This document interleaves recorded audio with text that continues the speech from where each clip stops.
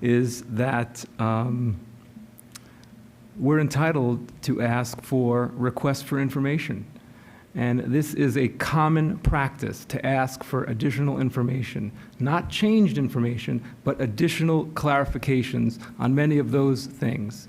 And so I don't think that people are talking past each other. I think many of you are saying the same things. There's a difference between changing your plan and requesting clarification. And the additional questions that I'm going to be asking for clarification on, and that I will be expecting answers to, will be clarifying some of those things that can simply not be made in 7 minutes per person. And yes, and I agree with Ms. Drucker in that respect. If it takes a little longer, it takes longer. You know, and if their responses have to be more detailed because there are some things that might be shifting, yeah, then it is what it is in terms of how long it takes. But I think there's, you know, the public input that I've only briefly been able to read as it was submitted this afternoon.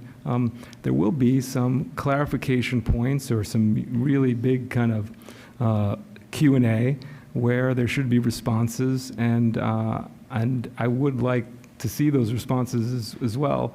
And yeah, if it takes longer than 2 days or 3 days, then you know, then so be it. But I agree, that is different from rehashing the plan. But you know, there was conversations there about flexibility yesterday. There were conversations of, oh, can something be something else? We're not at that level yet of detailed analysis. And certainly we're going to need a lot of these preliminary reviews for traffic, for you know, life safety, for the infrastructure that's under there. We're going to need some of those preliminary answers also before these things are done, because it could be a game stop. You know, it could be something where you're saying, hey, listen, you know, we will not be able to take that level of traffic if it's 1 million square feet of office, or we will not be able to take that level of traffic if it's 8,000 units. You know, these are kind of threshold issues, so it will be important for the consultants to give us at least a preliminary review, reflect upon the Center for the Arts' consultants, CBRE, their preliminary reviews, you know, giving basically a gut check of, okay, you know, these are the threshold issues, and I'm anticipating that the consultants will be able to give us those, you know, those initial threshold issues beyond what CBRE's already gave us after these presentations, the clarifications when we're doing RFIs after this process, and their responses to public input. So yeah, it's a process. Thank you. All right. Further questions of Mr. Thompson? It's not so much a question. I just want to maybe recharacterize what we're doing here, I think. And I think all of us at one point or another have agreed. I think at this point we're choosing a partner, not so much the plan itself. When you're soliciting information from potential partners, naturally they are sophisticated real estate folks, and so they put together a plan as in my view, kind of a starting spot to engage in the discussion. But I don't think we're at a point where we're picking any various plan. Now, the plans that were proposed all came out, they had some significant differences to them. Some parts of some I liked, some parts of some I didn't like. But to the extent now that the proposers are wanting to give us additional information consistent with how we've set up our process, I'm happy for them to submit whatever they want. We can take it for what it's worth, and we can assess that as part of our determination as to who the partner is going to be. Yesterday at the meeting, the proposers, some of them, I think, to varying degrees, all said that they have some flexibility with what they're ultimately hoping to do, and that they want to know what we want first, which is not necessarily something we've all put our collective minds together and said, we want X component of this or Y component of that, however many square feet of various uses. So I think maybe we just remember, and I hate to belabor the point, that the analogy's proven to be, have some sticking power, and that is the dance partner. Let's just find the partner. They can tell us whatever they want to tell us in terms of what their qualifications are to do this job. I think that matters. I wouldn't see, even if they were to say that we are so flexible that we are going to change from X thousand units to something less than that. I don't mind hearing them say that. I don't mind hearing them say that. Because what we're doing now is getting a sense from our potential partners what they're willing to do and capable of doing. I think that matters for us. And I want to reiterate one last time that it's not so much the plans themselves that are occupying all of my thought. It is who's going to be the best partner going forward on a generational basis, because that's what this partner is going to be. if we choose one. Team, maybe I led us down astray. I think I just wanted to clarify with Mr. Lukasik, what they were talking, what we're talking about. I think we're getting ahead of ourselves, assuming the plans might change at all, let alone materially. So I think, why don't we see what actually comes back, and then we can certainly revisit all of these matters. And we're free to take up this issue. But for right now, we've had a plan in place. I think that we need to adhere to that plan, and we'll see if anything causes changes. But right now, we're all guessing in the dark about what might happen and the might happen on the might happen. Further questions? All right. If there's nothing further from staff and CBRE isn't here, we'll open up the public comment on this. Anyone else wishing to speak on this matter? And we'll note your comments from before, Mr. Ducate, but you can go ahead if you like. Thank you, Robert Ducate, 5351 Northwest 3rd Terrace. I was very happy to hear that we are now starting to talk about traffic. I think that you have the cart before the horse. You're asking for public comment, and you're just now starting to talk about finding out what the traffic proposals are. It seems to me that you are looking, again, for public comments, and even you don't understand what the process is. It seems like to me that you almost need to do a request for proposal. You have 4 unsolicited proposals. Put in what the traffic capacity is. Put in what your FAR is going to be. How many residents, if any? I mean, give some guidance. I mean, the public. How can the public possibly comment about these various issues when you don't even know what the traffic or all these different issues are? Again, it sounds like that you do have the cart before the horse, and it's going to be very difficult to comprehend from a public standpoint, let alone to try to give guidance to these 4 unsolicited proposals. Thank you. Anyone else wishing to comment? We can agree to disagree on that. That concludes resolutions and other business. We have no quasi-judicial public hearings and variances appeals. So we'll turn to city manager reports and recommendations. Mr. Brown. Thank you, Mayor. On the agenda is the discussion of the CIMD covenant for affordability. That was anticipated in advance of a couple of public hearings that would have involved that covenant. Staff is continuing to work with the applicants for the 2 projects that require the covenant at this point. And we expect that we will have consensus and agreement on the terms of the covenant in advance of the public hearing on the 11th on those 2 projects. So we really don't have anything to report this evening. All right, thank you. Any further report? No, nothing further. Thank you. Thanks. City Attorney reports, Mr. Kaler. No report. Thank you. Councilmember reports. I'll start on my right this evening with Mr. Weeder. Yes, very brief report. Thank you. As part of the Affordable Housing Committee duties that I've taken on, I am now going to the Palm Beach County's Affordable Housing Committee meetings. They're very informative. They're very kind of different because of the reasons that you could think about. The county has a lot more land than we do, of course, a lot more resources, a lot more people, a lot more money. From the statutory perspective, they're required to look at the same buckets of incentives, but the discussions are centered more around geography and focus on different topics. Their meetings go all year round, and so what they've done is, of all the different incentives, they've chosen a specific topic each month to kind of talk about and do a presentation about. The last meeting, which was just a couple weeks ago, their topic was parks and open space requirements in development. And so happens to be kind of topic of the day for lots of people. How much open space is generally required of each development? And of course, there's county guidelines, but it's a policy choice. For a certain number of units on a certain size land, it should be X thousand feet of open space or recreation for every Y units.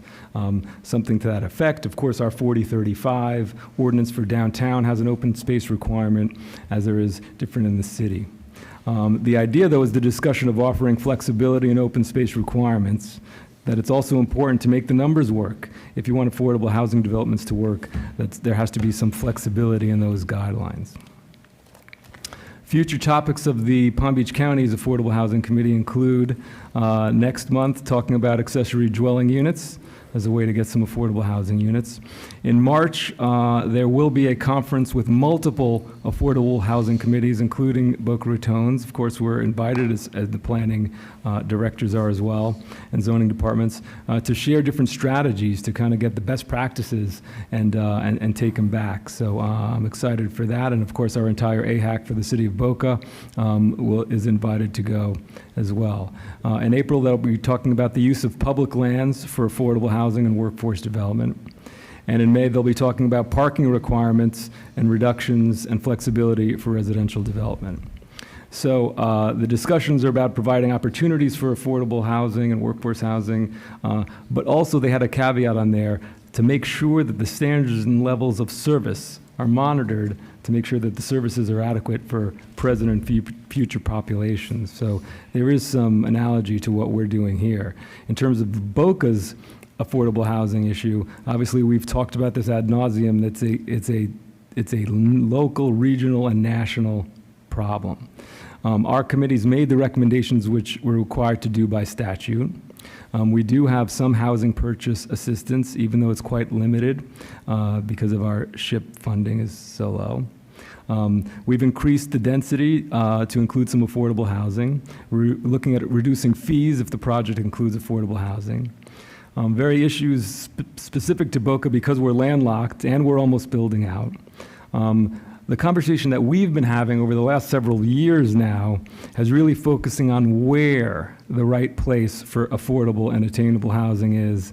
Obviously, we've passed the TOD. We have our planned mobility ordinance. Now we're looking also at maybe integrating that into our downtown. So it's been in the forefront of our policy choices that we have made over the last couple of years, that we're making right now, and that obviously we're going to continue to make. And I just like to, and just clarify that difference, because again, we're looking at where the right policies are going. It's not right. The right type of development is not suitable in all different places, and the county is struggling with that too, to a much different degree. So there's a lot to talk about there.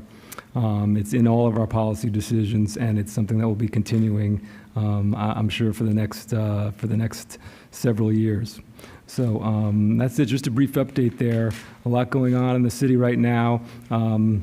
It's not just downtown. Of course, it's a priority. Making sure these policies initiate and infiltrate, kind of get throughout the city, permeate, are going to be important to solving some of these problems. So please contact us with any questions, comments, ideas. The public's been great about contacting us with their feedback. Please, stay tuned, go to the website, and continue to do so.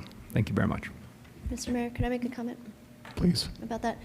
Mr. Wigner, if you went back one slide, I think, to there, under the policies, we're capable of doing more. You've mentioned it several times, accessory dwelling units. I've brought it up a couple times. I know we have a lot on our plate right now, but I would eventually like to revisit that within the city with, restrictions, of course, on lot size and where they are. But I think the accessory dwelling units, especially, as parents are aging, they can age with their families and just keeping families together, having an affordable place to go. I know we have a policy in the city right now that we don't allow them, but I would just like to take a look at it in the future. So, thank you, Mr. Mayor. Anything further, Mr. Weidner? Thank you. All right, Mr. Brown? With regard to accessory dwelling units, we may have no choice. The state is looking at legislation that requires them to be allowed anywhere and everywhere. We are trying to work with the League of Cities to ensure that anywhere and everywhere includes the applicable zoning district regulations with regard to setback, lot size, building coverage, et cetera, et cetera, et cetera. It's a most unfortunate situation, in my opinion. Mr. Mayor, sorry. Mr. Weidner? Yes, we did previously talk about SB 184 with respect to that. That is filed. It is something that we're looking at, and our lobbyists, are looking at as well. I think to Ms. Nacklis's point, and to my point earlier is, instead of staying ahead of these policies, if we can start analyzing some of these issues at the right time and in due course about where these types of policies can be initiated, because it's true, it might not be able to be initiated in all places. There might be better places for these types of things to occur, different regions of the city. But if we're proactive in looking at opportunities to do this, perhaps Tallahassee would be a little bit more mindful of doing preemptive acts if we simply say it's not allowed. So I think there is a proactive step that we should take in saying, hey, is this possible? And at least doing the research to see, hey, where would be a great place for this? And that could be something that's mutually beneficial for Tallahassee and some of the people here, to Mr. Knuckles' point. So hopefully in the right time, maybe before the next series of what the county's doing is they're kind of gearing up for these kind of, let's call them committee issues, like before the next series of AHAC meetings, so they can kind of back into their next year's meetings. Maybe we can do that too, starting in late summer or fall or something like that, so it gets ready for the next year's AHAC, which is a statutory deadline or something like that. All right, thank you. As much as we might think that Tallahassee would benefit from looking at Boca Raton, and I do think that they would, I don't have high hopes that they're going to have the hyper-focus on our city as they would like. Anyway, it's your report, Ms. Drucker. I just wanted to comment on that, and then I'll go to my report. But with SB 184, what has happened with the legislature is that a lot of these accessory dwelling units are already in other areas that are permitted, and they're not like legally zoned. We've had this law in place to protect where we build these, but I agree that for us to be proactive, because what I'm hearing is that this is coming and they're really gung-ho on passing this. Is almost like Live Local Act, that they just went for it, they passed it, and then they left it to the cities to create the areas. And for us, it would be really important just to understand where these accessory dwelling units could be, because that way we can manage, just like we did with our ordinances with Live Local Act. But it's something really hot, because a lot of this happened down in Miami-Dade and Broward, and pockets like Orlando, where there's a lot of like tourism. So if you look at the landscape of who's in charge of some of these areas, some of the legislation is coming directly from there. So we're definitely monitoring that bill really closely. So real quick, once again, I want to just thank staff for, and I'm sure Mayor Singer will give a little bit of kudos. We did that yesterday for the Centennial Celebration. Boca Street Fest was amazing. I love all the merch. So today I'm wearing what we're calling our Turnpike shirt, which is Mr. Brown's idea. And I'll give credit to Mr. Tucker, who is the one that showed me his shirt, and now we're all going to get these shirts. And the jacket is not for sale, but I've heard a lot of people asking for the jacket, so I'll ask the powers that be. But really sign up at www.boca100.com. I was told today, Mayor Singer, that in every event we'll have from here on out, we'll have all the merch. I think that was your suggestion. That was a great suggestion. And there's a lot of activities going around town, not necessarily all through the city, but through different organizations. So I'm so excited that everybody is so excited to make this celebration bold and big. Once again, I want to thank my special guest today, the Junior League of Boca Raton, for all that you do in our community, for going up to Tallahassee and for advocating for our children and our families and for the issues that are so important to us, not only as women, but as community leaders in this area. It's always my honor to lead you, to mentor you, and to guide you. And it's always my honor to learn from you, because you every day inspire me and educate me to be a better leader. So thank you for being here today. Thank you, Ms. Ackles. Thank you. I just wanted to congratulate the Airport Authority on the grand opening of their new observation deck today. So anyone interested in seeing planes take off and land over and over, you can go out there, sit in the shade, enjoy the sunrise or sunset if you go a little later in the afternoon with the planes going by. It was actually a beautiful day out there today. So go out and check it out. It's open all the time. So congratulations to them. And just a reminder and kind of a reiteration of what we heard Mr. Lukasik saying today. I've been getting a lot of emails about the Government Campus Master Plan, and I want those emails to keep coming. I share all the emails. If they're not addressed to Mr. Brown, I send them to Mr. Brown, and he gets them to appropriate staff. They are being compiled. We have a running list, as Mr. Lukasik sent us today, and as he mentioned, every week we'll get the compilation of all of the all of the comments, and we are reading them, and we are seeing them, and you got confirmation tonight that they all are also being shared with the proposers.